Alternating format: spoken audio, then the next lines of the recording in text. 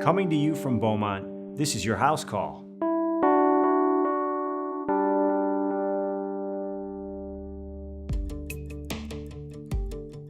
As a health reporter, a lot of times I will do the testing in a way to kind of inspire people and maybe help them and get them to get the testing done too. And when it came to doing these heart tests, I had no complaints with my heart. I had no chest pain, no shortness of breath.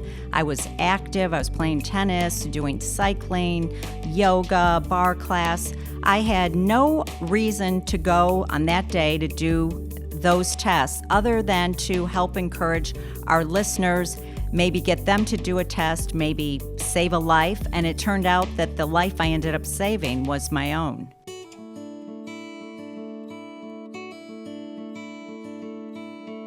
Hello and welcome to the Beaumont HouseCall podcast. I'm Dr. Nick Gilpin. On today's episode, we have two very special guests. We have Dr. Barry Franklin and we have Deanna Lites. Dr. Franklin is the director of the Cardiac Rehabilitation Program at Beaumont in Royal Oak, and I would add that I have had the privilege of hearing Dr. Franklin speak on many occasions, and he's an absolute giant in his field. Deanna Lites is who you just heard from in the opening segment. Deanna is a health reporter for WWJ News Radio 950. She's also a legend in her field, having won the Woman of the Year Award from the American Cancer Society and 2 Public Service Awards from the American Heart Association. She's also nominated for 7 Emmy Awards. The conversation today is all about heart health, and we'll be hitting on a whole bunch of topics as they're related to cardiovascular disease, including the role of exercise in heart health, and can too much exercise potentially do more harm than good. We'll spend a bit of time discussing the heart-healthy diet. Sometimes that can lead to confusion because our advice as healthcare providers seems to fluctuate every so often. Of course, no conversation about heart health would be complete without some discussion about important risk factors, including some discussion about the impact of genetics versus lifestyle.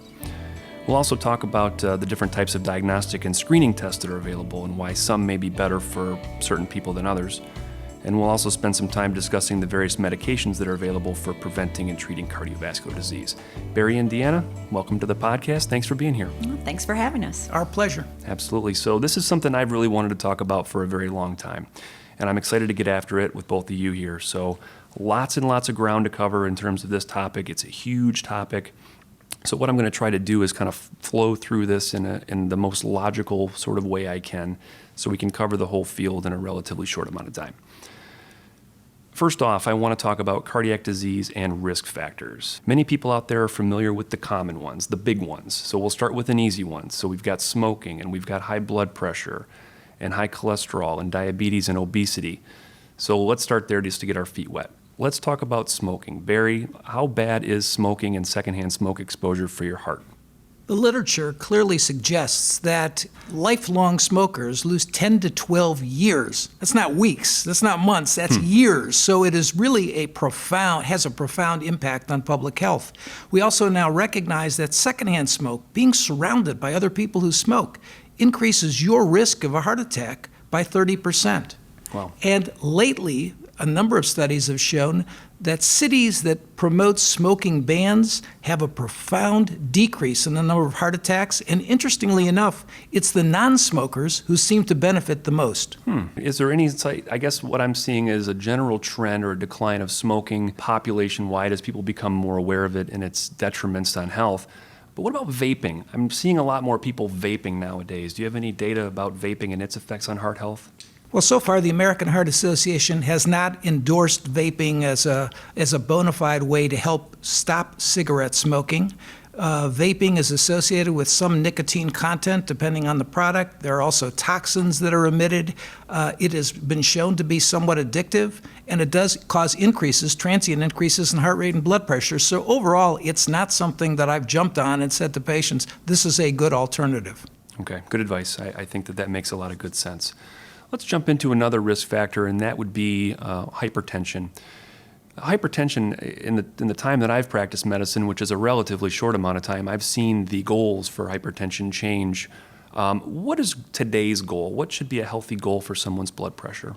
The latest information says the risk of cardiovascular events is markedly reduced if we can get our blood pressure under 120/80, and that pertains to all age ranges. So that's typically what I recommend. I used to say 140/90. I was wrong. There are new data to suggest 120/80 is really the goals that we should be establishing.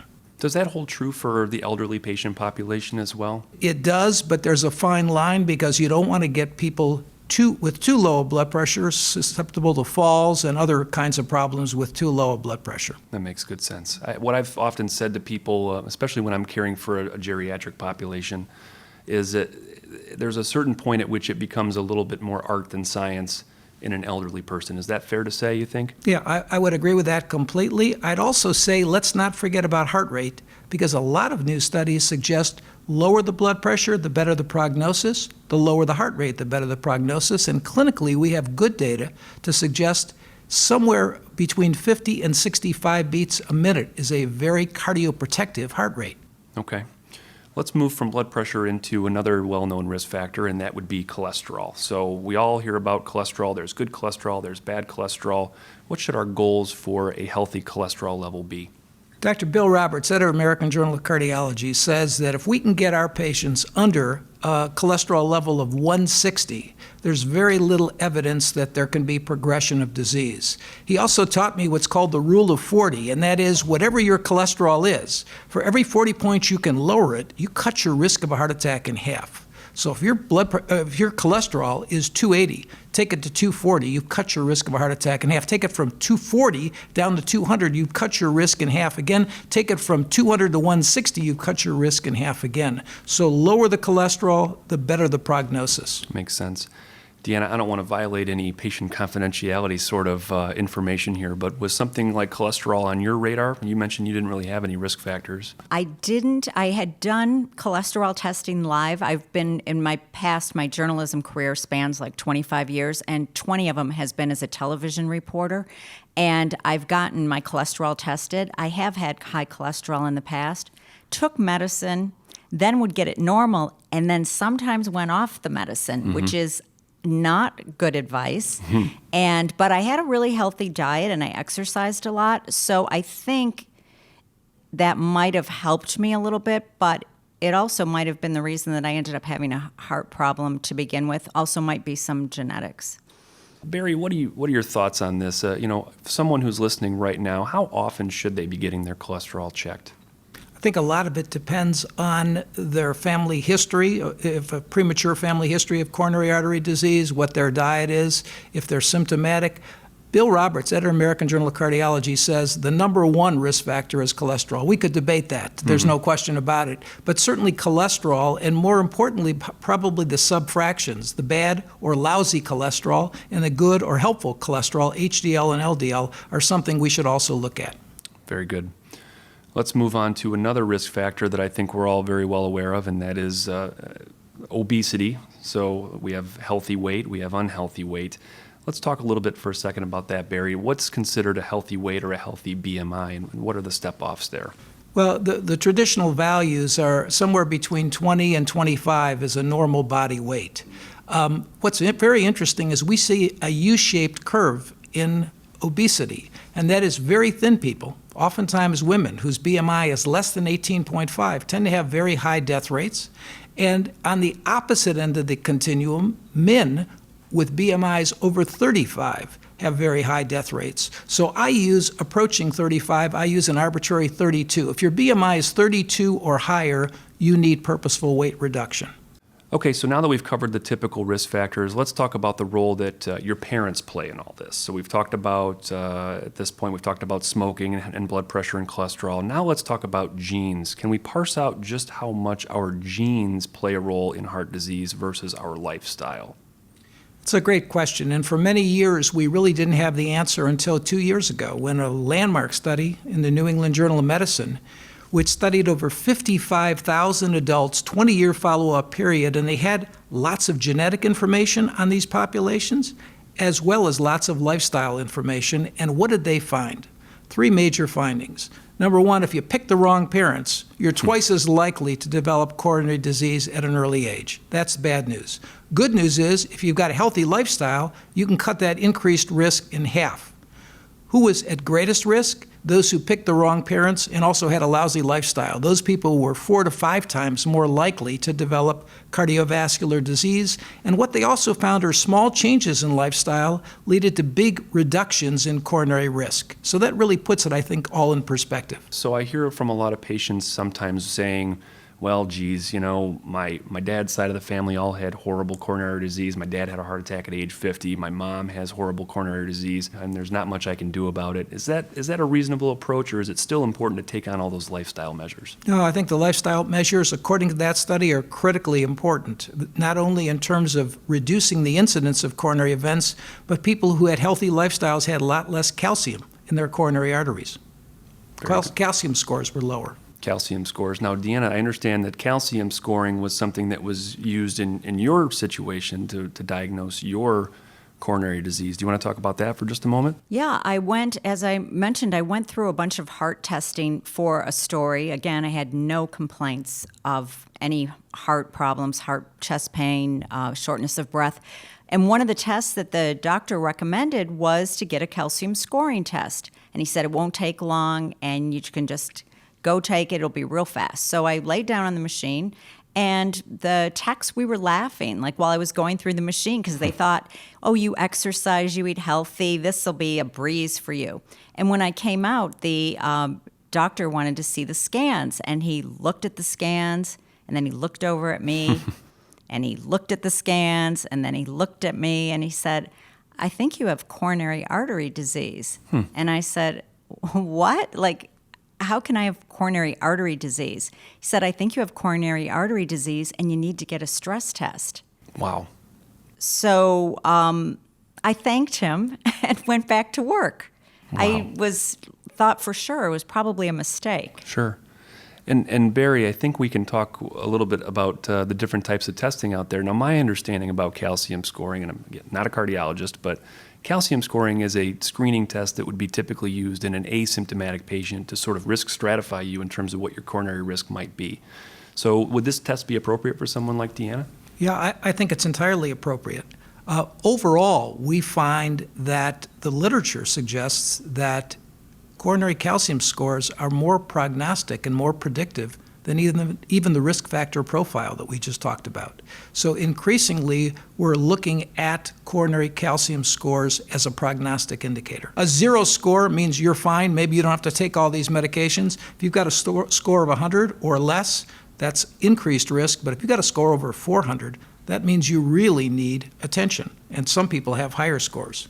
Now, I'm playing the listener right now, and I'm hearing coronary calcium scores, and I'm thinking, well, does this mean I need to somehow modify my dietary calcium intake? Is that going to somehow impact my cardiovascular risk? No. In a nutshell, no. Absolutely has nothing to do with it. That's correct. Very good. Deanna, this test is the one that you went through.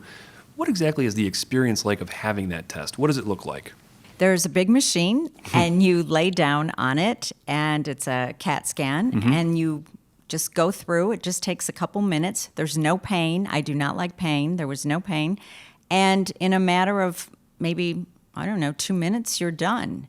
And they can provide a lot of information. The radiation is the same as if you were in an airplane. So it's a relatively low dose of radiation, yep.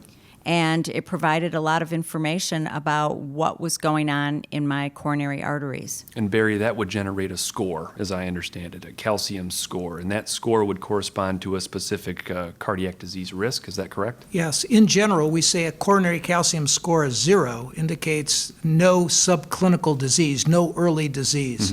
Most people are probably walking around with a score less than 100, which means some evidence of subclinical disease. When you see a score over 400, there are data to suggest that the incidence of cardiac events or the need for bypass surgery or angioplasty is reasonably high over the next 5 years. So using those numbers can kind of gauge the next directions. It seems we have a few options here when it comes to lifestyle modification. We have diet, we have exercise, and we have medications. So as far as tackling the heart-healthy diet, I'm really curious what Dr. Franklin has to say about this. I know that this is something that has evolved nonstop over the last several years. It seems like our recommendations of what's considered heart healthy versus not healthy changes all the time. So what is the science telling us as of today? I'm going to give you Franklin's crash course, and that is I adhere to the American Heart Association, which is 6 to 8 servings of fruits and veggies every day. I tell the patients I see, don't leave the breakfast table. Get out of the gate with at least 2 or 3 servings of fruits or veggies. Don't wait till the end of the day. Number 2, more fish, chicken, and turkey. Take the skin off the turkey, take the skin off the chicken. Eat a low-salt diet. A great rule for people to remember is look at the calories per serving and then look at the milligrams of salt. A good food has about the same number. I had cereal the other day, calories 130, milligrams of salt 135. I said whoever designed this cereal knew what they were doing. A bad food is many conventional soups. 100 calories, then you look at the milligrams of salt, 770 milligrams, almost 8 times the amount. That's bad. Also, be aware of trans fat. Trans fats are the worst kinds of fats. They're found in many bakery goods. And the problem with that is the U.S. government, the Food and Drug Administration, allows manufacturers to put 0 trans fats as long as it contains less than 5 grams per serving. I study this stuff for a living. There's a lot of foods with, ironically, 0.41 to 0.49 grams of trans fats, so the manufacturer can put 0 trans fats. It's misleading. I had no idea about that. That's really interesting. So there are trans fats out there. All this no trans fat campaign is a bit misleading. Yeah, oftentimes 0 trans fats has some trans fats in it. What do I do to tell patients? Look at the ingredients, and if you see the words, the magic words, hydrogenated or partially hydrogenated, there's trans fats in there. Wow, very good. Interesting stuff. Interesting. Deanna, I want to talk about your diet for just a moment. Again, sorry not to get too personal, but I'm curious. Looking back at your heart health history, was diet an issue for you? Were you someone who ate a pretty healthy, well-balanced diet? I ate a really healthy diet. My diet hasn't changed since I had these heart problems. I ate very little red meat. I ate a lot of fruits and vegetables. I ate fish. I eat tofu. My diet was good. I don't eat a lot of processed foods. So that was one thing that I really didn't look at, because I did look, after you have a heart event, you kind of look back at your life and think, what could I do different? What might have caused it? And that was one area that I didn't really find to be needing much help. So doing well from a diet perspective, none of the traditional risk factors. Now let's talk about exercise. You mentioned in your opening segment that you were a pretty avid exerciser. Barry, let's talk about exercise recommendations. I know that this is in your wheelhouse because you're someone who runs the cardiac rehab program here at Beaumont. So let's try to map out what a solid plan should be for exercise and physical activity. How much, how long, how often? Tell us what you know. The general rule of thumb is 150 minutes of moderate intensity exercise each week, or about 30 minutes a day, 5 days a week. That's brisk walking. You can exercise in a shorter period, maybe 90 minutes, if you incorporate some vigorous exercise like slow jogging. Increase lifestyle activity. Get in the habit of parking the car further away. Take the stairs when you can instead of the elevators and escalators. All that stuff accumulates. As you get older, the scale is very misleading. We stand on the scale and we say, well, I only weigh 10 pounds more than I did when I was in my 20s. That's very, very misleading. You're carrying a lot more fat, a lot less lean tissue or muscle tissue. So I tell, as you get into middle age, start doing some resistance training, lightweight training, to at least maintain muscle mass. Very, very important. Encourage people not to engage in high-intensity, vigorous, unaccustomed exercise. The guys who go out and shovel their driveway with snow once a year, if they're not exercising, are headed for trouble. They're oftentimes fatalities. I'm going to interrupt you for just a second, Barry. So this is a very on-trend thing right now, this sort of high-intensity interval training as a mechanism for cardiovascular fitness or for weight loss. Are you telling us that we should discourage that type of activity for our patients? If you're in the military and you're otherwise healthy and you're 18 years of age, it's a fast way to improve your fitness.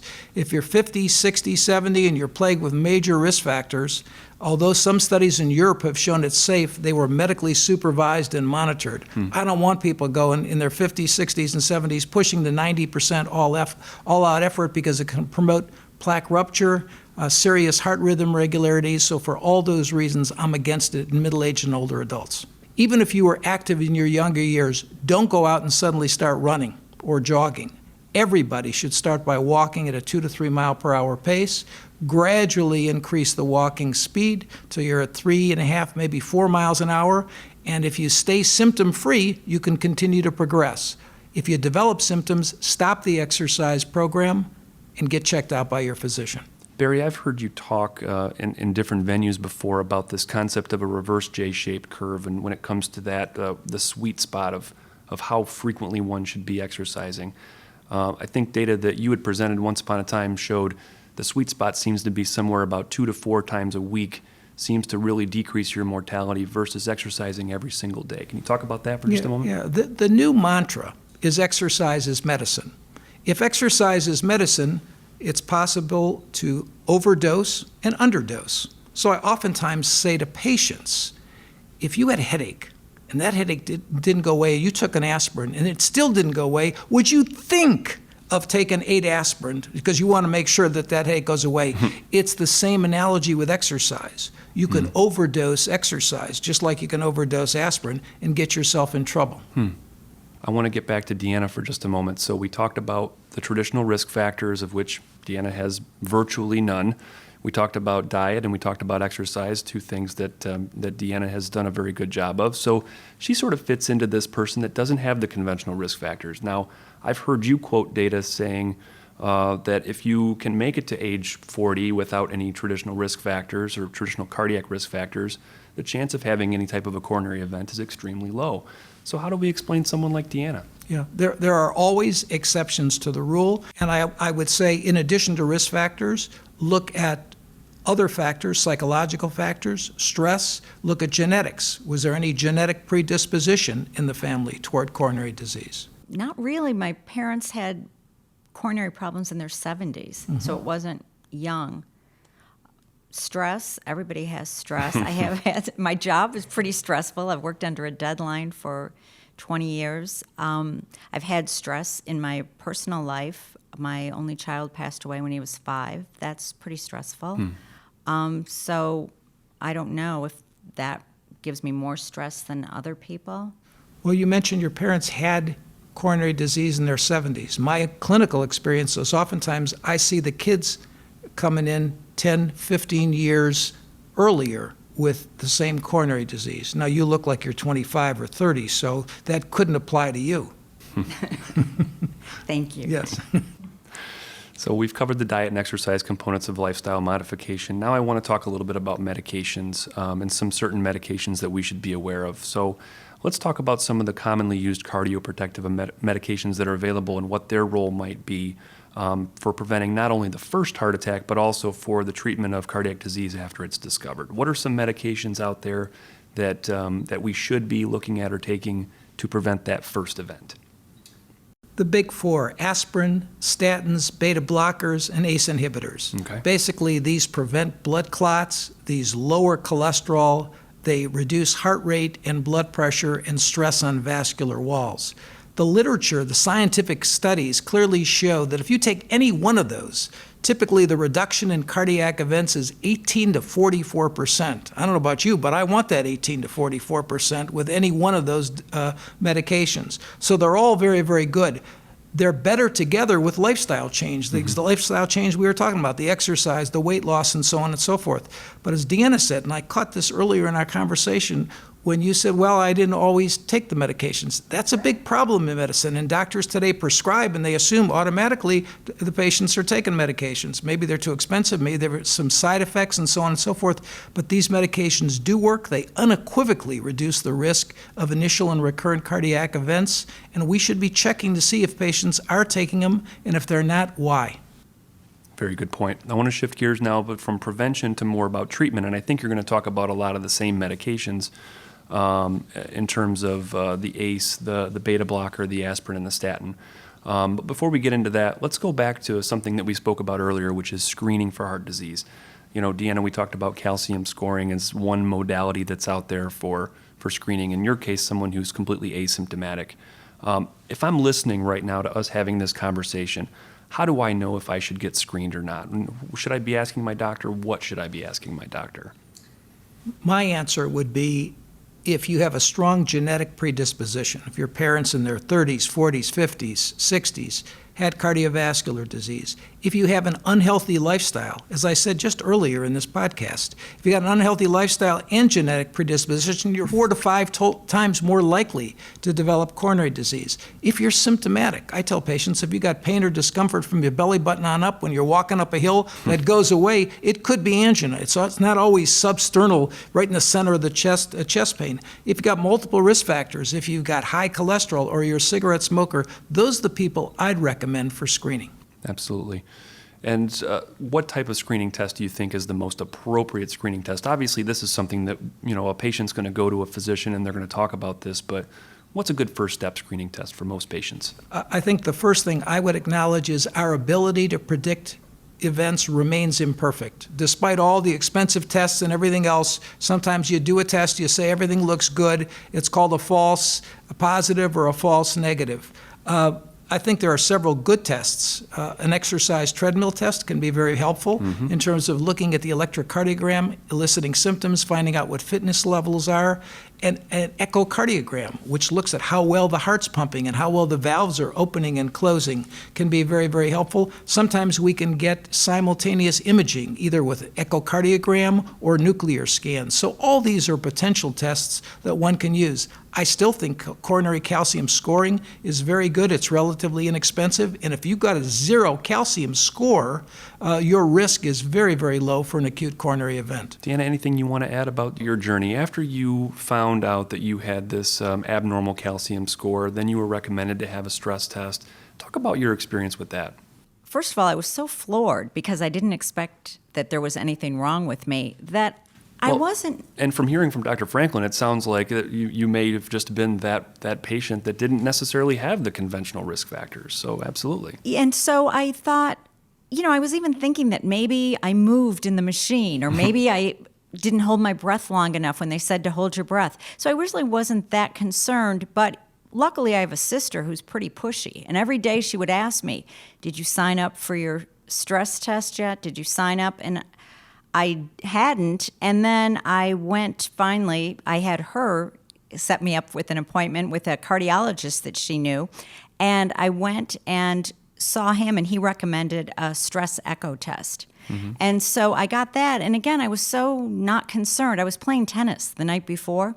I went and had the test done. The test was easy for me. I stayed on, I think, 10 minutes. I had no shortness of breath or chest pain. They told me to get off. I thought I passed. I was texting friends saying that I knocked it out of the park and that there wouldn't be a problem. And then the next day, I got a call from the doctor, and he said, your EKG's abnormal when you exercise. Wow. And right away, I started thinking back, like, oh no, yesterday I was playing tennis. The other day I was doing a cycling class. That was kind of freaking me out. And then I had to get another test, arteriogram. So for someone who has an abnormal stress test, the next logical test would be direct visualization of those coronary arteries. That would be a coronary angiogram, or what's called a cardiac cath, correct? Exactly. And so, Deanna, you went through this procedure, and what did they find? So I went through that. They went through my arm, and it turned out that one of my arteries was 99% blocked. Wow. That basically I was a walking time bomb. I could have had a massive heart attack or worse. That's incredible. But that wasn't enough, because then they found out that there were other things wrong, and I had to go back the next week and have another cath through my groin this time, and a couple of my other arteries were massively blocked, and I ended up with 4 stents. Wow. So a stent would be something that they would deploy in a closed off artery to sort of reopen that artery up and restore blood flow to that critically affected coronary artery, right? Yeah. One thing I think that people should realize, and that is a major study from the Cleveland Clinic several years ago showed that 85% of all Americans over the age of 50 already have evidence of atherosclerotic coronary disease. This is not a shock. If you grew up on Ben & Jerry's and McDonald's and all these products and so on and so forth, there's a good likelihood that you have developed coronary disease if you're over the age of 50. The key thing, which is what we're trying to talk about today, is how do you prevent catastrophic events, the kind that killed the beloved newscaster Tim Russert or the fine actor James Gandolfini in their 50s. Those are the kinds of things that hopefully this will be of help.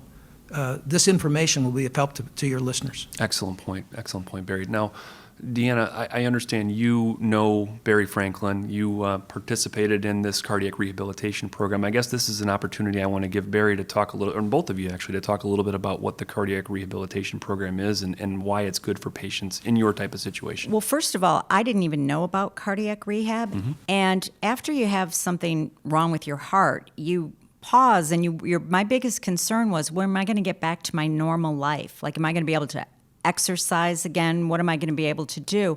And I was very fortunate that my doctor recommended cardiac rehab, because I've done stories where half the people that have a cardiac event are not sent to cardiac rehab, and if you're a woman, it's even less.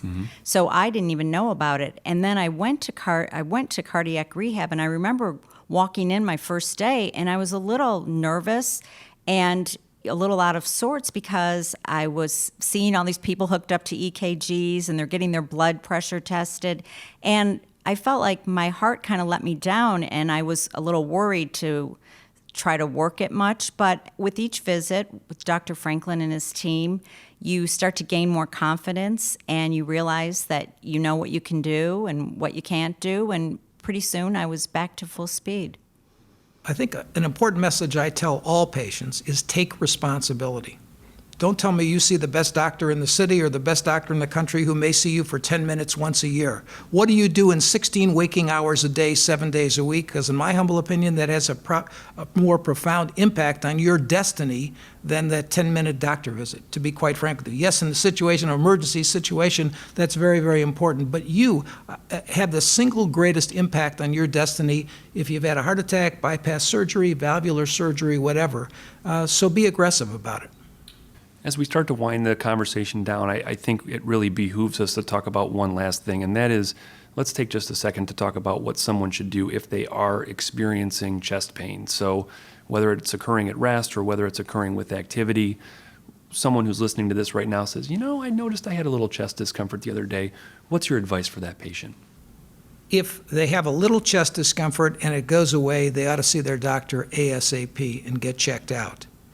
I think a critical message is time is muscle, and that muscle is cardiac muscle. And if you take Alka-Seltzer and Pepto-Bismol for 2 days or 3 days, by that time you've lost valuable heart tissue. So if you've got pain or discomfort, if you're a cardiac patient, you take a nitro or 2 nitro and it doesn't go away, you need to get to a major medical center as quickly as possible. And don't get in the car and drive, but call 911, because if you're in the early stages of a heart attack, oftentimes catastrophic, serious, life-threatening heart rhythm regularities occur. And if your wife is driving that car or your spouse is driving that car, they're not in a position to do CPR and attend to you. So don't be embarrassed. Call 911. And I'd also say, if you got chest pain that doesn't go away, take an aspirin and chew an aspirin right at home, which could actually, according to one study, save 10,000 lives each year for people who suspect they may be in the early stages of a heart attack.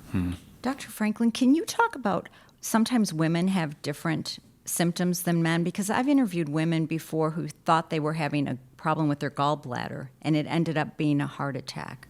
I completely agree with you. Symptoms in men and women can differ, and I think a good friend of mine, Paul Thompson, a clinical cardiologist, summed it up best, and he said, if you got pain or discomfort from your belly button on up that comes on with exertion, it could be underlying heart disease, could be back pain, jaw pain, neck pain, and so on and so forth. It's not always, as you allude to, the substernal chest discomfort. So recognize, especially if that comes on in stressful situations, while you're exercising or while you're climbing a hill or when you go out in cold weather, those are probably anginal equivalents. Barry, can you tell us where we can go to get more information about you and about the Beaumont Cardiac Rehabilitation Program if we're interested? I think probably the easiest is to simply call the number 655-5750, 655-5750, and we can send you information on the cardiac rehab program at Beaumont. Keep in mind, I think all the Beaumont hospitals have cardiac rehab programs, so find one in your location. Is that a 248 area code on that number? Yes. Very good. That's about all the information we're going to have time for today. I want to thank the legendary duo that's here with me in the studio. We have Dr. Barry Franklin and we have Deanna Lites. Thank you both for coming on the podcast. Thank you. Sure. Deanna, any words you want to share with the listeners, or do you have a website or a Twitter handle that you want to share with anyone who might be interested? At Deanna Lites, and you can listen to our health reports at WWJ 9:50 a.m. Well, thank you both. I want to also remind you, the listener, to send along any questions or suggestions to podcast@beaumont.org. In a future podcast, Dr. Asha Shahjahan and I will answer our mailbag. We're going to do something a bit different today. Normally, this is where I would leave you with your healthy thought, but this time I'm going to turn it over to Dr. Barry Franklin to give us healthy advice for the day. I think I'd make a couple points. Number one, do your homework, and that is surround yourself with highly skilled, experienced, caring, and compassionate physicians to help guide your care. Take action. Treatment doesn't end with your hospital discharge. It only begins with your hospital discharge. And if you've got a coronary event, I'd strongly recommend getting into a quality cardiac rehab program where they'll help you improve your fitness, reduce your risk factor profile, and keep your physician posted in terms of signs and symptoms that he or she should be aware of. Abnormal signs or symptoms, and make it a priority. If you sign up for cardiac rehab, be there on a regular basis. In terms of the overall scheme, I think perhaps the late General Norman Schwarzkopf summed it up best when he was asked, how would you respond to an enemy attack? And he said, counterattack. That's the key. And I think when the enemy is heart disease, the strategy is no different. How do you counterattack heart disease? Angioplasty or bypass surgery, adopt a very aggressive lifestyle, take the prescribed medications, whether they be aspirin, statins, beta blockers, and ACE inhibitors. And lastly, don't ignore symptoms. If symptoms occur again, get it treated rapidly. Continue your journey to living a smarter, healthier life. Visit beaumont.org/podcast to access information and resources related to today's podcast.